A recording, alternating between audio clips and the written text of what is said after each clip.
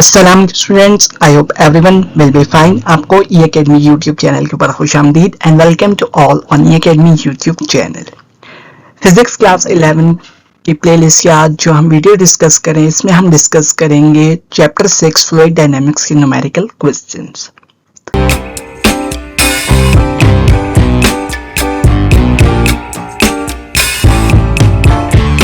Now, problem number 1.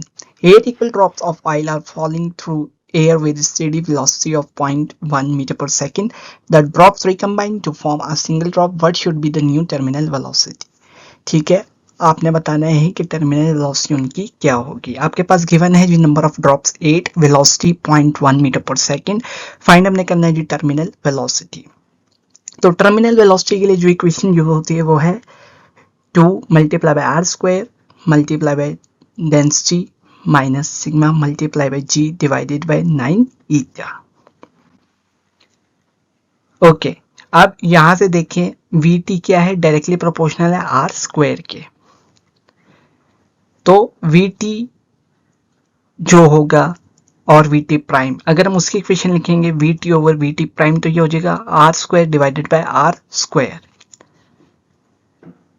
Now जो हमारे पास जो छोटे छोटे ड्रॉप्स हैं जो है वो कंबाइन होकर सिंगल ड्रॉप बनाएंगे, तो जो उसका वॉल्यूम होगा वो क्या होगा, जितने स्मॉल ड्रॉप्स हैं उसके नंबर को मल्टीप्लाई करेंगे किसके साथ, उनके एक के वॉल्यूम के साथ। यहाँ पर 8 ड्रॉप्स है तो 8 multiply by volume of each small drop, हमारे पास क्या आ जाएगा, volume of the big drop. Now अब वॉल्यूम का क्या फॉर्मूला होता है स्फीयर के लिए, 4/3 पाई आर क्यूब। ठीक है, वी टी प्राइम के लिए हमने कैपिटल आर लिखा हुआ है और वी टी के लिए स्मॉल आर, तो ये हो जाएगा 4 pi R cube divided by 3 is equal to 8 multiply by 4 into pi R cube divided by 3। सही है, 8 किस लिए, नंबर ऑफ ड्रॉप्स, और volume of each small drop कितना है 4 pi R cube divided by 3, और वॉल्यूम ऑफ बिग ड्रॉप कितना है 4 pi R cube divided by 3। Now अब जो आर कैपिटल है वो इक्वल टू है 2r के, तो हमारे पास जो वेलोसिटी गिवन है वी टी वो है 0.1 मीटर पर सेकेंड, वो हमने रखी divided by we t prime, ये हमने फाइंड आउट करनी है। और आर स्क्वायर जो है हमारे पास क्या है, स्मॉल ड्रॉप का रेडियस है, डिवाइडेड बाय, ठीक है, 2r स्क्वायर, आर की जगह हमने क्या रख दिया, उसकी value 2r। Now after solving we will get v t prime of 0.4 metre पर second. Now problem number 2. Water travels through a 9.6 centimeter diameter fire hose with a speed of 1.3 meter per second. At the end of the hose, the water flows out through a nozzle whose diameter is 2.5 centimeter. आपके पास क्या given है, diameter of fire hose, और speed given है जिस speed से वो fire होज से water जो है वो ट्रेवल करेगा, और आपके पास क्या गिवन है, डायमीटर ऑफ नोजल। आपने फाइंड आउट करना है जी speed of water coming out of the nozzle, और आपको क्या डायमीटर नोजल का रिक्वायर होगा अगर आप वाटर को जो है वो 21 मीटर पर सेकेंड की स्पीड देना चाह रहे हो। गिवन है कि हमारे पास डायमीटर ऑफ होज D1 से हमने इसको रिप्रेजेंट किया 9.6 centimetre and in metre it will be 9.6 exponent -2 metre. Speed V 1.3 metre पर सेकेंड, और डायमीटर ऑफ नोजल D2 से रिप्रेजेंट किया है 2.5 सेंटीमीटर या फिर 2.5 एक्सपोनेंट -2 मीटर। फाइंड हमने करना है जी speed of water coming out of the nozzle और diameter of the nozzle to give water speed of 21 metre पर सेकेंड। यहाँ पर जो इक्वेशन लगेगी वो है equation of continuity. Equation of continuity होती है A1 V1 is equal to A2 V2। A1 क्या है, एरिया, V1 क्या है, वेलोसिटी, A2 क्या है, एरिया, एंड V2 क्या है, वेलोसिटी।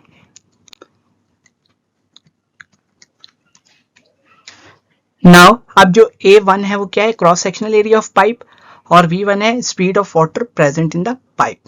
A2 है cross sectional area of the nozzle, और V2 है जी speed of the nozzle. Now अब एरिया का क्या फॉर्मूला होता है, पाई आर स्क्वायर। तो A1 है तो हम क्या लेंगे, डायमीटर 1 लेंगे, उससे हम निकालेंगे रेडियस 1, देन हमारे पास आएगा एरिया 1। तो रेडियस का क्या फॉर्मूला होता है, diameter divided by 2। By putting the values of D1, we will get R1 of 0.048 meter, और A1 हमारे पास आ जाएगा जी 7.2 exponent -3 metre square. Now similarly for A2 we will get R2 by dividing D2 by 2 और R2 की हमारे पास value आ जाएगी 0.0125 मीटर और A2 हमारे पास आ जाएगा जी 4.9 exponent minus 4 metre square. Now using the equation of continuity A1 V1 is equivalent to A2 V2. अब हमने A1 और A2 निकाल लिया और हमारे पास क्या गिवन है V1 गिवन है, हमने V2 फाइंड आउट करना है. तो जब हम A1 V1 और A2 की वैल्यूज पुट करेंगे तो हमारे पास V2 आ जाएगा 19 मीटर पर सेकेंड. अब हमने निकालना है जी डायमीटर ऑफ नोजल जो कि हमें रिक्वायर होगा जब हम वाटर को 21 मीटर पर सेकेंड स्पीड देना चाह रहे हैं. ठीक है जी. उसके लिए क्या है, अगर हम देखें A1 है पाई R1 स्क्वायर, यहाँ पर R1 हम कंसिडर करते हैं जी 0.048 मीटर और A2 हमारे पास है पाई R स्क्वायर.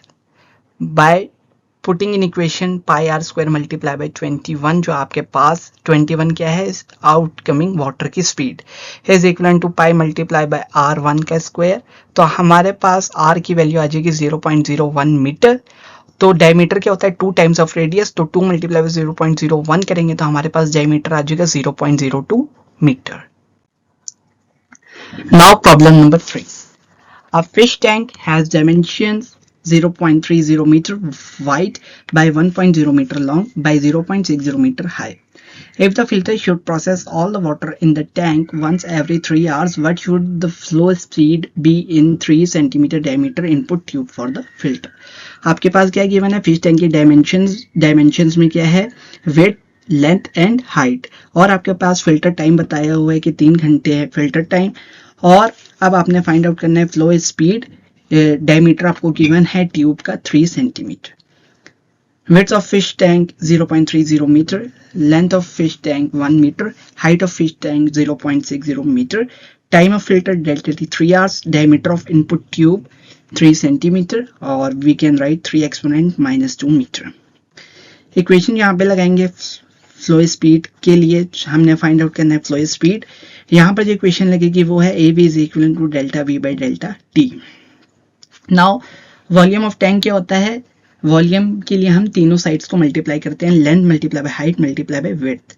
तो जब हम इन तीनों को मल्टीप्लाई करेंगे तो हमारे पास वॉल्यूम आ जाएगा 0.18 metre cube.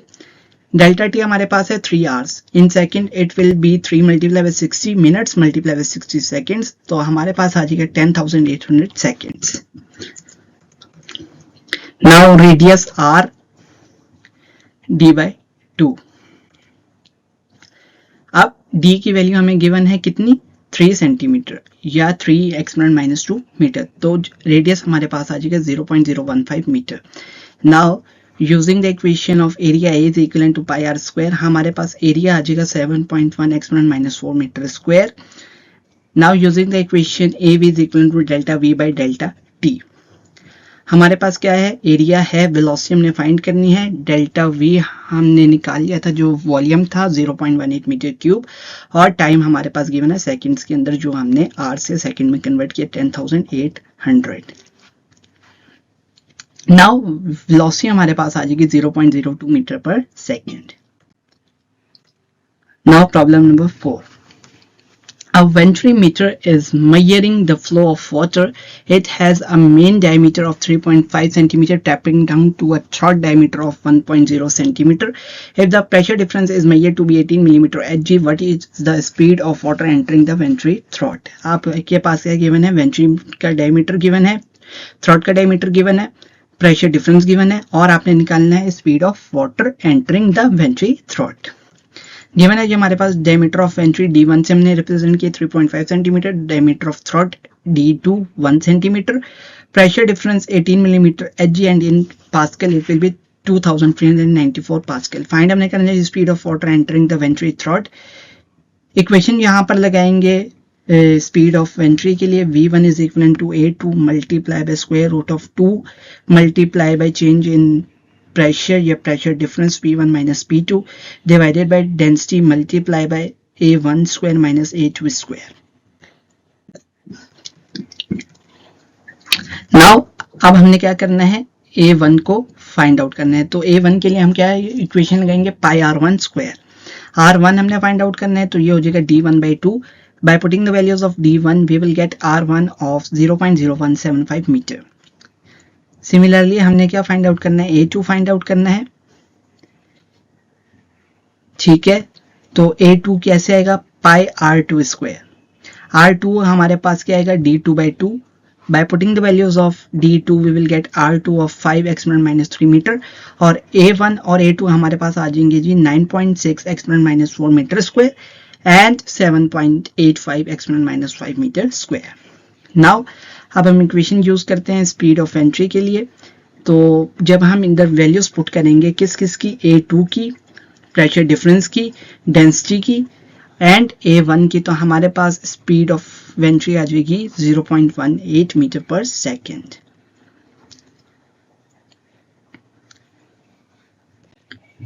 Now problem number 5. A small circular hole 6 mm in diameter is cut in the side of a large water tank 14 meter below the water level in the tank. Of the tank is open to air. Find the speed of efflux of water, the volume discharge per second.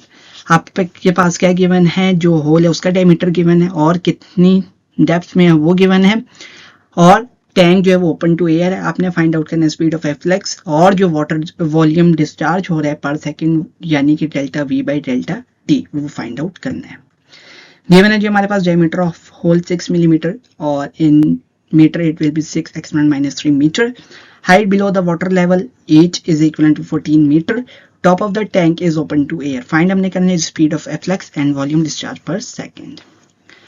Equation यहाँ पे लगाएंगे for speed of efflux v is equivalent to square root of 2gh और volume discharge per second delta v by delta t is equivalent to a multiplied by v. Now putting the values of g and h, we will get velocity of 16.6 meter per second, and for volume discharge per second delta v by delta t is equivalent to a multiplied by v. हमने क्या find out करना है? पहले area. Area के लिए पाई r square equation लेंगे और radius के लिए हम क्या करेंगे? डायमीटर को डिवाइडेड बाय 2 करेंगे. तो जब डायमीटर को डिवाइड बाय 2 करेंगे हमारे पास रेडियस आ जाएगा 3 एक्सपोनेंट माइनस 3 मीटर. ओके, हमारे पास क्या आ गया? रेडियस आ गया. अब हमारे पास एरिया चाहिए, तो एरिया होता है पाई आर स्क्वायर. जो रेडियस हमारे पास आया उसका स्क्वायर लेंगे और उसको मल्टीप्लाई कर देंगे पाई के साथ, तो हमारे पास एरिया आ जाएगा 2.83 exponent minus 5 metre square. Now delta v by delta t is equal to a multiplied by v. Putting the values of a and v, we will get delta v by delta t of 4.69 exponent minus 4 meter cube per second. Now problem number 6. What is the aerofoil lift due to Bernoulli's principle on a paper plane of wing area 0.01 meter square if the air passes over the top and bottom surface at speeds of 9 meter per second and 7 meter per second respectively? Take the density of air as 1.28 kg per meter cube. हमने क्या find out करना है? Lift force find out करनी है. हमारे पास area given है wing का और जो टॉप और बॉटम के ऊपर जो स्पीड है वो हमारे पास गिवन है और डेंसिटी ऑफ एयर हमें दी हुई है. तो गिवन है जो हमारे पास area of wing 0.01 metre square, speed at the top surface 9 metre per second, speed at the bottom surface 7 metre per second, density of air 1.28 kg per metre cube. Find हमने करना है जी एरोफॉइल लिफ्ट. तो यहाँ पर जो equation लगेगी वो है P1 minus P2 is equal to F of lift divided by A. अब आपने F of lift find out करनी है, तो ए क्या है? एफ ऑफ लिफ्ट के साथ डिवाइड हो रहा है, तो जब साइड चेंज होगी तो ये P1 माइनस P2 के साथ आकर मल्टीप्लाई हो जाएगा.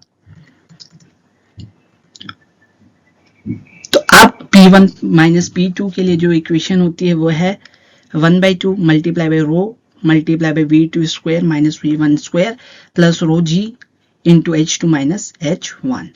ठीक है, अब आपके पास क्या है? H1 और H2 सेम है, तो ये क्या हो जाएगा? 0 हो जाएगा H वाली टर्म, और आपके पास पीछे बच जाएगा P1 minus P2 is equal to 1/2 rho into V2 square minus V1 square. By putting the values of rho, V2 and V1, we will get P1 minus P2 of 20.48 Pascal. Now, अब हमने क्या करना है? इसको put करेंगे F of lift वाले formula में. Area given है हमारे पास P1 माइनस P2 हमने फाइंड आउट कर लिया, तो एफ लिफ्ट आ जाएगा जी 20.48 मल्टीप्लाई बाय 0.01. एफ ऑफ लिफ्ट आ जाएगा 0.2 newton. Now problem number 7.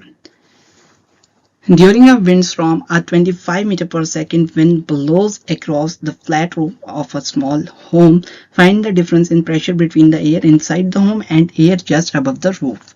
Assuming the doors and windows of the house are closed, take the density of air as 1.28 kg per meter cube. हमने क्या निकालना है? प्रेशर डिफरेंस निकालना है। किसका? जो एयर इनसाइड द रूम है और जो air just above the roof है। गिवन है जो हमारे पास speed inside the room v2 25 metre पर second, speed outside the room 0 metre पर second, doors and windows of house are closed, density of air 1.28 kg per meter cube. फाइंड हमने करना है जी difference in pressure delta P P1 minus P2। Equation यहाँ पर लगाएंगे P1 माइनस P2 के लिए 1/2 rho into V2 square minus V1 square. H वाली टर्म्स इसलिए कैंसिल होगी क्योंकि H1 और H2 सेम लेवल के ऊपर है। तो हमारे पास अब क्या आ जाएगा? V1 गिवन है, हमारे पास V2 गिवन है, डेंसिटी हमें पता है। तो जब हम V1, V2 और डेंसिटी की वैल्यूज पुट करेंगे तो हमारे पास P1 माइनस P2 आ जाएगा 400 pascal. Now that's all about for today's, and thanks for watching. Please like my video and share my videos to your friends and press the bell icon for the subscription in order to get a notification for all the videos which will be uploaded in future. And till next video, take care. Allah Hafiz.